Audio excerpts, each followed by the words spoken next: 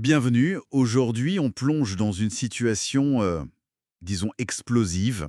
La crise immobilière sans précédent qui secoue la Chine. Ça ébranle son économie, ça fait vaciller des banques et ça laisse une jeunesse, assez désabusée. On va décortiquer ça ensemble.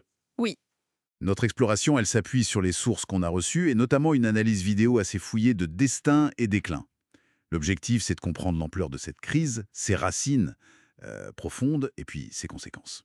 exactement. Et pour bien saisir l'onde de chaque, il faut comprendre le poids, mais alors le poids énorme de l'immobilier en Chine. C'est bien plus qu'un toit. Ah oui, Ah oui, c'est souvent l'épargne de toute une vie, la retraite, un symbole de réussite sociale. Parfois même, c'est indispensable pour se marier, quoi.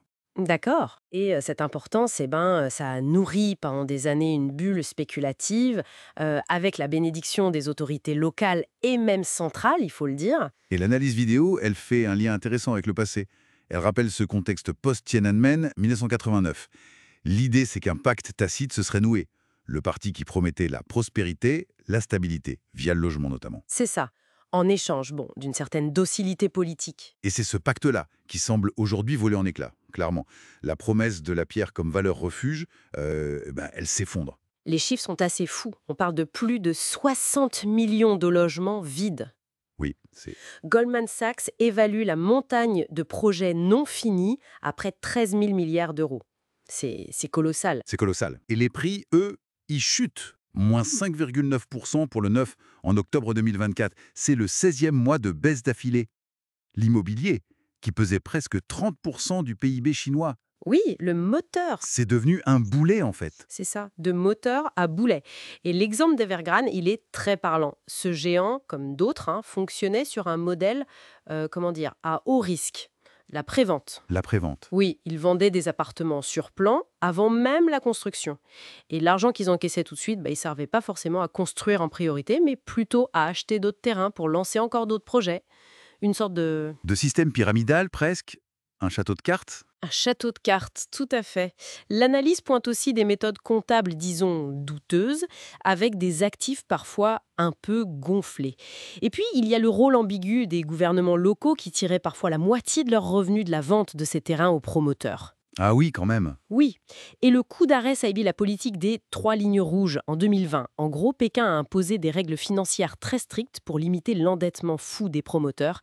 Et c'est ça qui a précipité la chute d'Evergrande en 2021 avec ses 300 milliards de dollars de dette. C'est une mécanique financière complètement folle. Et derrière ces milliards, l'analyse vidéo nous le rappelle bien, il y a des drames humains. Des familles qui ont mis toutes leurs économies dans un appartement qui ne sera jamais livré. Absolument. L'exemple cité de cette femme à Zhengzhou, obligée de vivre dans son logement pas fini, sans eau, sans gaz, c'est terrible. C'est terrible, oui. Et le désespoir est tel que des dizaines de milliers d'acheteurs, ça concerne plus de 300 projets immobiliers, ont carrément lancé un mouvement de boycott des remboursements de leurs prêts. Ah oui, du jamais vu. Du jamais vu à cette échelle, non. Il y a eu des manifestations, des mouvements de panique devant certaines banques, des retraits massifs. Ce qui nous amène logiquement au risque pour tout le système bancaire alors. C'est le point crucial, oui. Le problème, c'est que beaucoup de ces prêts sont garantis par des biens qui n'existent pas encore ou qui sont invendables. Donc si l'acheteur arrête de payer, la banque, elle ne peut récupérer aucune garantie réelle. C'est ça le danger. Elles sont adossées à du vent, en quelque sorte. Voilà, c'est un peu ça. D'où le risque d'un effet domino. On a déjà vu des gels de retrait dans certaines banques et l'absorption forcée de 290 banques rurales en 2024 pour éviter des faillites. Alors Pékin est face à un dilemme terrible. Est-ce qu'il faut sauver ces géants surendettés au risque d'encourager l'aléa morale ou est-ce qu'il faut laisser faire et risquer l'effondrement? Et pendant ce temps, la dette publique, elle, continue de grimper. Fitch parle de 74,2% du PIB en 2026, alors que la croissance, elle, ralentit. Ben oui. Et l'impact y dépasse largement la finance. Les profits industriels chutent, la consommation des ménages est en berne.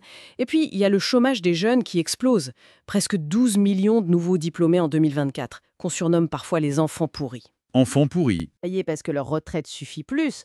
La confiance, elle est sérieusement ébranlée. Donc si on résume, on est face à une crise vraiment profonde, systémique, née d'un modèle de croissance qui était basé sur l'endettement immobilier à outrance C'est ça.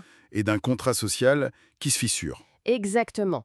Et ce qui rend la situation particulièrement inflammable, comme le souligne bien l'analyse, c'est la concentration extrême du patrimoine des ménages chinois dans la pierre. Près de 70%. 70%, ah oui. C'est beaucoup plus qu'aux États-Unis en 2008, par exemple.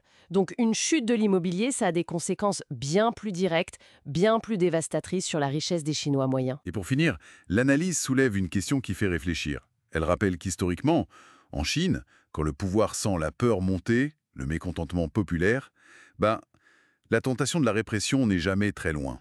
Hmm. Alors que la confiance dans le système s'érode, que la grogne monte, comment le régime pourrait réagir face à cette contestation économique sociale qui grandit? Ça, c'est une question qui reste ouverte.